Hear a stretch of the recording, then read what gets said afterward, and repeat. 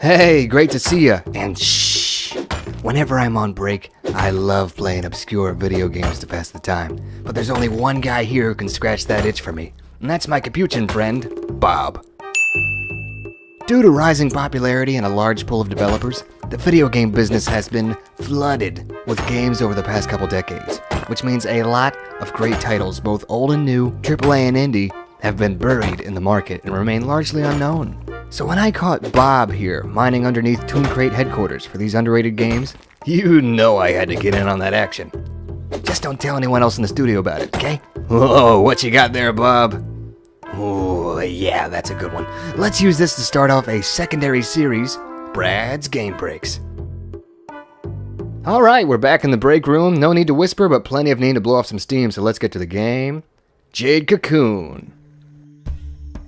Right off the bat, I'm sure most of you are thinking this looks familiar.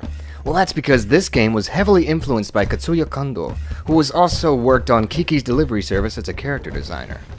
In a lot of ways, this game's story is also similar to Studio Ghibli's classics, since it focuses on a return to nature and the negative impact of human beings on the environment.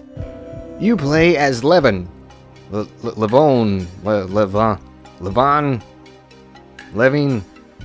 don't know, a tribal boy who must provide balance between nature and humanity by becoming a cocoon master.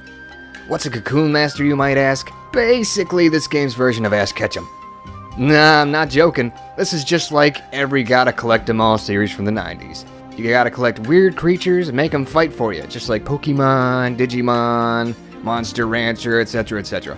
The one key difference in this case, though, is that you have to use magic to fuse these monsters together and make them stronger. Now what's really neat though is how their appearance changes based on the order you fuse them in. Some end up looking really cool, but others, yeah.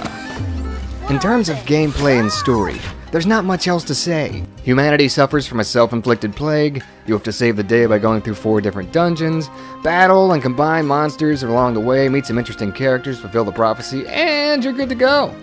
On the plus side, it's everything you'd expect from a solid 90s RPG. Fights feel rewarding, the characters have some depth to them, and the art and design is very cohesive. The game is really short, sweet, and to the point. However, that's also its fatal flaw. The story and settings are both way too small compared to other titles, and there is a lot of backtracking to make up for it. And even then, you can still probably beat this whole game in just a sit-down or two. Not to mention the goddamn Silent Hill-style tank controls. Since this was released at a time when larger RPGs and more well-known collect-em-all games dominated the market, Jade Cocoon got the short end of the stick. While other titles are still going to this day, this series died after squeezing out just one sequel. Which is why it's the first on our list for Brad's Game Breaks, so get it if you're interested. Also, as an aside, be very, very careful about looking up more reviews on this on YouTube, because it seems like every reviewer thinks it's a good idea to spoil the fucking ending. I don't know why they do this, but I'm not gonna do it, because I'm Brad, and this has been Brad's Game Break.